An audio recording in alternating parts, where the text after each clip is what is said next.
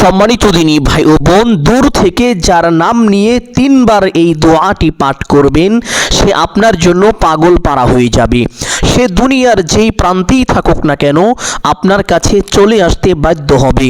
সুবহানাল্লাহ। এমনকি 7 সমুদ্র 13 নদীও যদি তার সামনে বাধা হয়ে থাকে, সে সমস্ত বাধাকে উপেক্ষা করে সমস্ত বাধা অতিক্রম করে হলেও আপনার কাছে চলে আসবে।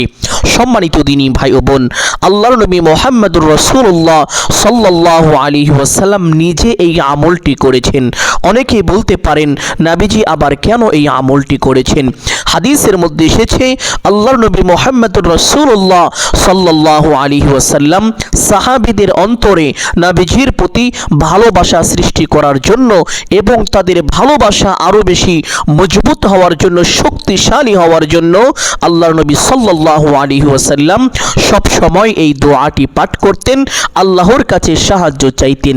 সম্মানিত দিনী ভাই ও বোন, আপনি যদি এই দোয়াটি পাঠ করিতে পারেন, যার নাম নিয়ে পাঠ করবেন সে দুনিয়ার যেখানেই থাকুক না কেন আপনার কাছে ছুটে আসতে সে বাধ্য হবে।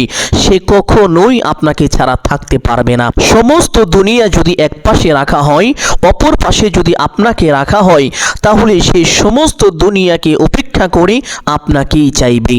সুবহানাল্লাহ। অনেক মা ও বোন আছেন, স্বামী মারধর করে, স্বামী ভালোবাসে না, স্বামী চলে গিয়েছে, স্বামী পরনারীতে আসক্ত, স্বামী নেশাগ্রস্ত, কোনোভাবে আপনার স্বামী আপনার কাছে আসে না, আপনাকে ভালোবাসে না। আমি বলবো এই ছোট্ট আমলটি করুন। আপনার স্বামী যত বড়ই অবাধ্য হোক না কেন সে আপনার বশে চলে আসবে, আপনার বাধ্য হয়ে যাবে। সুবহানাল্লাহ। সম্মানিত দিনী ভাই ও বাবারা, অনেকেই প্রবাসী থাকেন, অনেকেই চাকরি করেন, ব্যবসা বাণিজ্য করেন, সংসারের মানুষ, আপনার অর্ধাঙ্গিনী, আপনার প্রাণের স্ত্রী আপনাকে ভালোবাসে না, আপনার কাছে থাকতে চায় না, সে পরকীয়ায় লিপ্ত হয়েছে বা আপনার সন্দেহ হচ্ছে সে এমন কোনো কাজ করছে কিনা। আপনি চাচ্ছেন তাকে একেবারে পরিপূর্ণ আপনার বাধ্যতায় রাখতে, তাকে বশ করার জন্য, কিন্তু কোনোভাবেই পারছেন না। আমি বলবো আজকে এই আমলটি যদি করতে পারেন, আপনার স্ত্রী আপনার বশে চলে আসবে। আপনি তাকে যা বলবেন সে তাই শুনবে, কখনোই আপনার কথার বাহিরে কোনো কাজ করবে না। তাকে উঠতে বললে উঠবে, বসতে বললে বসবে। সুবহানাল্লাহ। মহান আল্লাহ তাআলা তার অন্তরের মধ্যে আপনার প্রতি ভালোবাসা, মায়া, মহব্বত সৃষ্টি করে দিবেন। সম্মানিত দিনী ভাই ও বোন, অনেকেই আছেন ভুলবশত কারো সাথে সম্পর্কে জড়িয়েছেন, এখন তাকে ছাড়া আপনি কোনোভাবেই বেঁচে থাকতে পারবেন না, তাকে না পেলে আপনার মৃত্যু হয়ে যাবে, আপনি আত্মহত্যা করবেন, বড় ভুল করে ফেলবেন। আমি বলবো কোনো কিছু না করে এই আমলটি করুন। আল্লাহ তাআলা আপনার সেই প্রিয় মানুষকে আপনার কাছে ফিরিয়ে দিবেন, যদি আপনার উদ্দেশ্য পরিপূর্ণভাবে হালাল হয়ে থাকে, কোনো খারাপ উদ্দেশ্য না থাকে, আপনি তাকে সঠিক নিয়মে, আপনি তাকে ইসলাম মোতাবেক বিবাহ করবেন, এই উদ্দেশ্য যদি এই আমলটি করতে পারেন, অবশ্যই আল্লাহ তাআলা আপনার সেই প্রিয় মানুষটিকে আপনার কাছে ফিরিয়ে দিবেন। সম্মানিত দিনী ভাই ও বোন, এই আমলটি কখন করিবেন, কিভাবে করিবেন, প্রত্যেকটি বিষয় আপনাদেরকে সুস্পষ্টভাবে বলে দিব। সকলেই গভীর মনোযোগ দিয়ে শুনবেন ইনশাআল্লাহ। অনেক বড় বড় কবিরাজকে আপনারা চিনেন, যে কবিরাজরা এই সমস্ত সমস্যার সমাধান করে থাকে, তারাও কিন্তু এই আমলগুলো দ্বারাই চিকিৎসা করে থাকেন, সমস্যার সমাধান করে থাকেন। সম্মানিত দিনী ভাই বোন, এই আমল যদি আপনিও করেন, আপনার সমস্যা দূর হয়ে যাবে। হাজার হাজার লক্ষ লক্ষ টাকা খরচ করে কবিরাজের কাছে আপনাকে যেতে হবে না, আপনি নিজেই এই আমলটি করতে পারবেন। এই আমলটি করার জন্য প্রথমে উত্তম রূপে ওযু করবেন। ওযুর পূর্বে ছোট্ট 2টি বিষয় অবশ্যই লক্ষ্য করবেন। 1 নম্বর বিষয় হলো ওযুর পূর্বে ওযুর নিয়ত করা। অনেকেই জানেন না ওযুর নিয়ত কিভাবে করতে হয়, অথচ কিতাবের মধ্যে এসেছে ওযুর পূর্বে ওযুর নিয়ত না করিলে তার ওযু পরিপূর্ণ হয় না, ওযু সহি শুদ্ধ হয় না। সম্মানিত দিনী ভাই বোন, আপনার ওযু পরিপূর্ণ হওয়ার জন্য, সহি শুদ্ধ হওয়ার জন্য ওযুর পূর্বে আপনি আপনার মনে মনে এই সংকল্পনা করিবেন, এই ধারণা করিবেন যে এখন আমি আল্লাহ তাআলার সন্তুষ্টির জন্য ওযু করছি, তাহলেই আপনার ওযুর নিয়ত হয়ে যাবে। অতঃপর বিসমিল্লাহির রহমানির রহিম পাঠ করে ওযু আরম্ভ করিবেন। কোন ইমামগণ বলেছেন অজুর শুরুতে বিসমিল্লাহির রহমানির রহিম পাঠ না করিলে তার অজু হবে না। এই জন্য এই দুইটি বিষয় খুব ভালোভাবে লক্ষ্য রাখবেন, অতঃপর চুপচাপ সুন্নত তরিকায় অজু করবেন। সম্মানিত দিনী ভাই বোন, অজু শেষ করে আপনার ডান হাতের শাহাদাত আঙ্গুলটি আসমানের দিকে সোজা করে দিয়ে একটি ছোট্ট কালিমা একবার পাঠ করিবেন।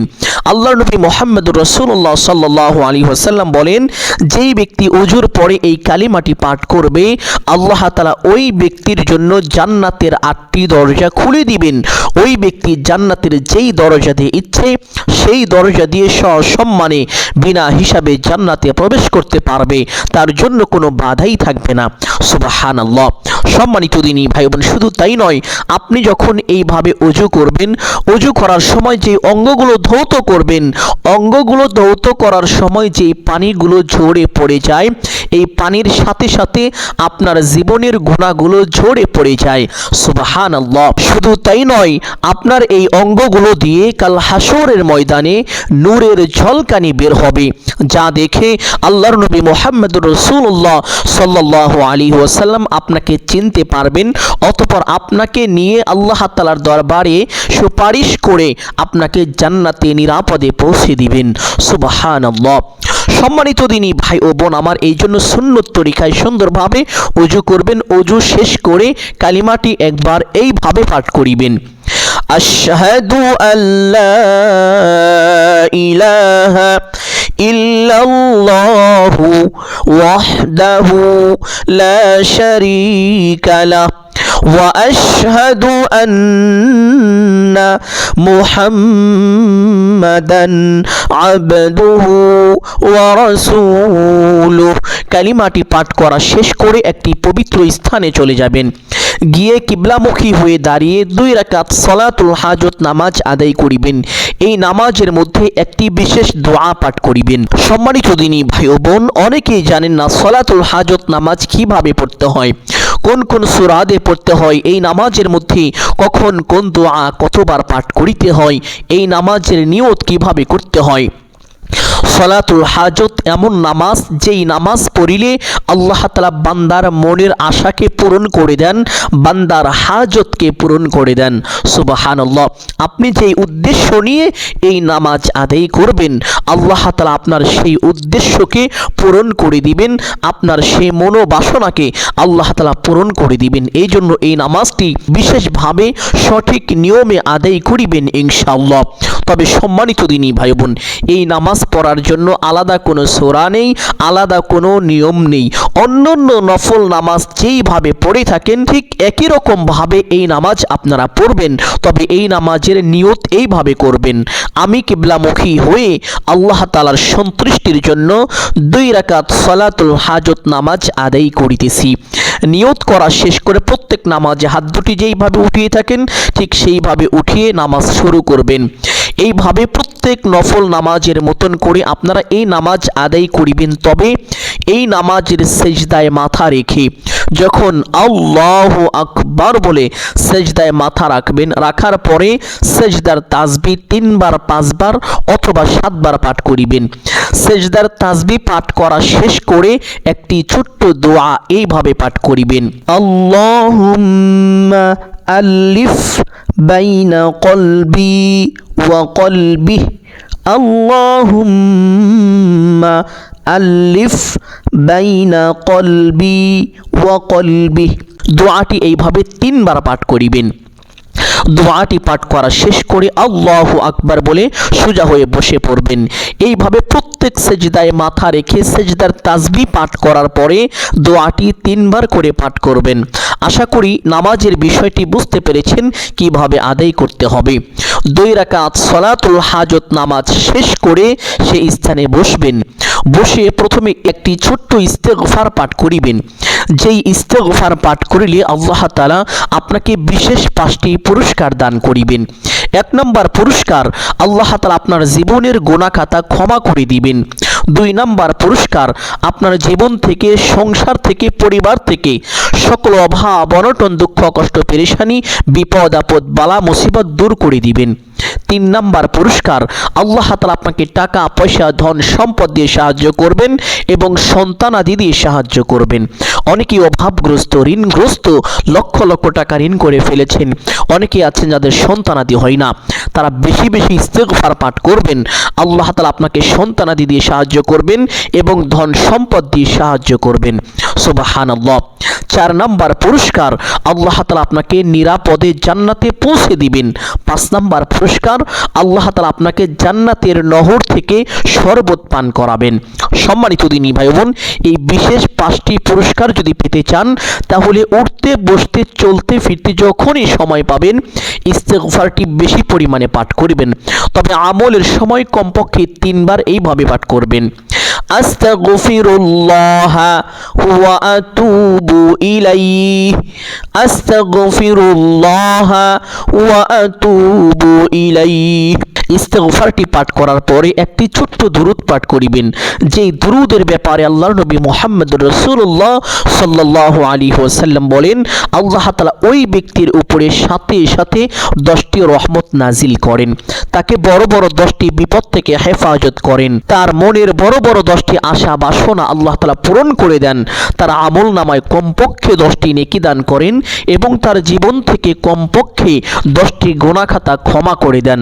সুবহানাল্লাহ। শুধু তাই নয়, যখন কোনো বান্দা দুনিয়ায় বসে এই দুরূদটি পাঠ করে আল্লাহ তাআলার একদল ফেরেশতা ওই ব্যক্তির জন্য বা ওই বান্দা বান্দির জন্য আল্লাহ তাআলার কাছে দোয়া করতে থাকেন, মাগফিরাত কামনা করতে থাকেন, রহমতের জন্য দোয়া করতে থাকেন। সুবহানাল্লাহ। আর সেই দুরূদটি হলো আল্লাহুম্মা সাল্লি ওয়া সাল্লিম আলা নাবিয়িনা মুহাম্মদ, আল্লাহুম্মা সাল্লি ওয়া সাল্লিম আলা নাবিয়িনা মুহাম্মদ। সহি শুদ্ধ করে পরিপূর্ণ মহব্বতের সাথে দুরূদটি 3 বার পাঠ করিবেন। দুরূদটি পাঠ করার পরে আল্লাহ তাআলার একটি পবিত্র নাম 100 বার মহব্বতের সাথে সুন্দর করে উচ্চারণ করে করে এইভাবে পাঠ করিবেন, ইয়া ওয়াদুদু, ইয়া ওয়াদুদু। এই নামের অর্থই হলো হে অতি ভালোবাসার মালিক আল্লাহ। সুবহানাল্লাহ। যেই ব্যক্তি আল্লাহকে এইভাবে ডাকবে আল্লাহ তাআলা অবশ্যই তার ডাকে সাড়া দিবেন এবং তার মনের আশা বাসনা পূরণ করবেন। সম্মানিত দিনী ভাই বোন, এই নামটি যখন পাঠ করবেন তখন আপনি আপনার ওই প্রিয় মানুষের কথা মনে মনে ধারণা করবেন, চিন্তা করবেন এবং আল্লাহ তাআলার কাছে সাহায্য কামনা করবেন। এইভাবে ইয়া ওয়াদুদু, ইয়া ওয়াদুদু, ইয়া ওয়াদুদু, এইভাবে 100 বার এই নামটি পাঠ করার পরে সেই ছোট্ট দোয়াটি পাঠ করবেন, যেই দোয়া আল্লাহর নবী মুহাম্মদুর রাসূলুল্লাহ সাল্লাল্লাহু আলাইহি ওয়াসাল্লাম স্বয়ং নিজে পাঠ করতেন। যেই দোয়ার বরকতে আল্লাহ তাআলার কাছে সাহাবীদের অন্তরে নবীজির প্রতি ভালোবাসা সৃষ্টি করার জন্য এবং ভালোবাসাকে বৃদ্ধি করার জন্য আল্লাহ তাআলার কাছে সাহায্য কামনা করতেন। আর সেই দোয়াটি হলো আল্লাহুম্মা আল্লিফ বাইনা কলবি ওয়া কলবি, আল্লাহুম্মা আল্লিফ বাইনা কলবি ওয়া কলবি। দোয়াটির অর্থ হলো, হে আল্লাহ, আমার হৃদয় আর তার হৃদয়ের মধ্যে মিলন সৃষ্টি করুন। সুবহানাল্লাহ। কত চমৎকার অর্থ। দোয়াটি আরো একবার পাঠ করছি, সকলেই খুব ভালোভাবে শুনুন। আল্লাহুম্মা আল্লিফ বাইনা কলবি ওয়া কলবি। এই দোয়াটি এইভাবে 3 বার পাঠ করবেন। যখন দোয়াটি পাঠ করবেন তখন আপনার সেই প্রিয় মানুষের কথা মনে মনে চিন্তা করবেন, ধারণা করবেন। সম্মানিত দিনী ভাই বোন, এই দোয়াটি 3 বার পাঠ করার পরে সেই ছোট্ট দুরূদটি পাঠ করবেন, যেই দুরূদটি প্রথমে পাঠ করেছিলেন, আল্লাহুম্মা সাল্লি ওয়া সাল্লিম আলা নাবিয়িনা মুহাম্মদ। অতঃপর দোয়া মুনাজাত করবেন এইভাবে, আলহামদুলিল্লাহি রাব্বিল আলামিন ওয়াস সালাতু ওয়াস সালামু আলা সাইয়্যিদিল আম্বিয়াই ওয়াল মুরসালিন। অতঃপর আপনি আপনার সেই প্রিয় মানুষের জন্য আল্লাহ তাআলার কাছে দোয়া করবেন, বলবেন, হে আল্লাহ, সে যদি আমার জন্য কল্যাণকর হয়ে থাকে, উপকারী হয়ে থাকে, তাহলে তাকে আমার জন্য হালাল করে দিন, আমাকে আপন করে দিন। এইভাবে আল্লাহ তাআলাকে বলবেন। বলা শেষ করে একবার বলবেন, হে আল্লাহ, আপনার হাবিবের উসিলা করে আমার দোয়া মোনাজাত কবুল আর মঞ্জুর করে নিন। অতঃপর 3 বার বলবেন, আমিন আমিন আমিন বিরহমাতিকা ইয়া আরহামার রাহিমিন। দোয়া মোনাজাত শেষ করে আবার একবার পড়বেন সাল্লাল্লাহু আলাইহি ওয়াসাল্লাম।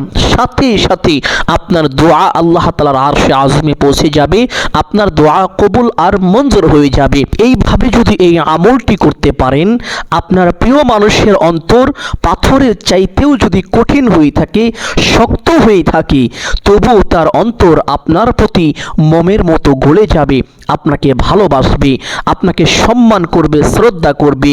সে পৃথিবীর যেখানেই থাকুক না কেন, যে প্রান্তেই থাকুক না কেন, সে আপনার কাছে ছুটে আসার জন্য পাগল পাড়া হয়ে যাবে।